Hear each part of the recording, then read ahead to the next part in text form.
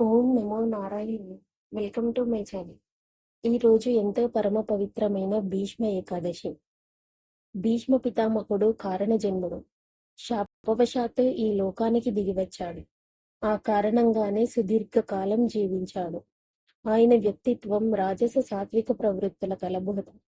భీష్ముడి జీవన గమనంలో ఆ రెండు తారుమారైన సందర్భాలున్నాయి. భీష్ముడి అసలు పేరు దేవవ్రతుడు. అస్త్రవిద్యలో గురువైన పరశురాముణ్ణి నిలువరించగల మహాపరాక్రమశాలి.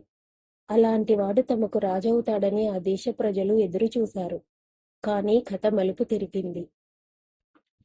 సత్యవతిని తన తండ్రికిచ్చి వివాహం చేసేందుకు అనువుగా భీష్మ ప్రతిజ్ఞ చేసి రాజ్యాధికారాన్ని, సంసార సుఖాన్ని ఆయన త్యాగం చేశాడు.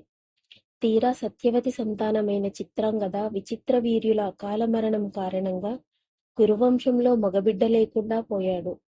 ఎవరి సంతతి రాజ్యాధికారం సక్రమించడం కోసం నీవు వివాహం చేసుకోలేదో ఆ సంతానం మిగలలేదు, వంశాంకురాలను అందించలేదు.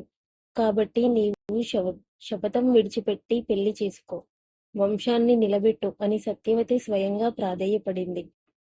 భీష్ముడు భీష్మించుకుని కూర్చున్నాడు. విధిలేక సత్యవతి వ్యాసమహర్షిని ప్రార్థించి తన కోడళ్లకు తగిన సంతానాన్ని ప్రసాదించమని కోరింది. ఆ ముని కారణంగా వంశం నిలిచింది. ఒక మహా తపస్వి లోకహితం కోసం దిగిరాగా లేనిది ఆ పని భీష్ముడి వల్ల ఎందుకు కాలేదంటే ఆయన వ్యక్తిత్వం లోకహితం కోసం రాజీ పడలేకపోయింది. అంటే సాత్విక ప్రవృత్తి అవసరమైన చోట ఆయన రాజసం ఎదురు తిరిగింది. నిండు సభలో ద్రౌపదికి తీరని అవమానం జరిగినప్పుడు గాని, కౌరవుల మూలంగా ధర్మానికి పలు సందర్భంలో హాని కలిగినప్పుడు గాని ఆయన తిరగబడలేదు. రాజస ప్రవృత్తిని లేదా క్షాత్ర ధర్మాన్ని పాటించి ఆయనే కనుక విల్లుపట్టి నిలబడితే యుద్ధంతో పని లేకుండానే ధృతరాష్ట్రుడు సంతానం కుక్కిన పేనుల్లా ఉండేవారు. కృష్ణార్జునులకు తప్పిస్తే భీష్మాచార్యుడికి ఎదురు నిలిచే సత్తా భూమి మీద ఎవరికీ లేదు.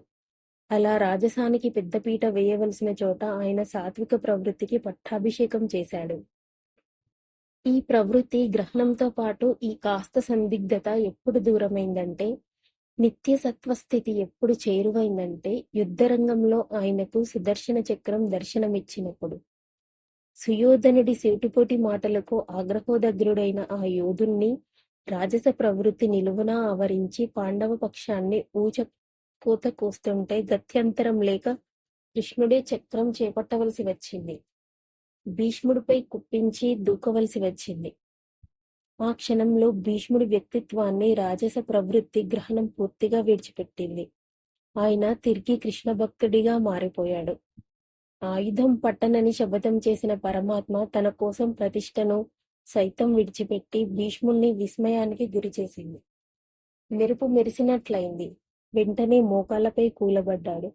చక్రాన్ని ఉపసంహరించకు మహాత్మా, నన్ను సంహరించు అని చేతులు జోడించాడు. తర్వాతి కథంతా శాంతి పర్వం, సాత్విక గుణసంపదకు విజయగర్వం.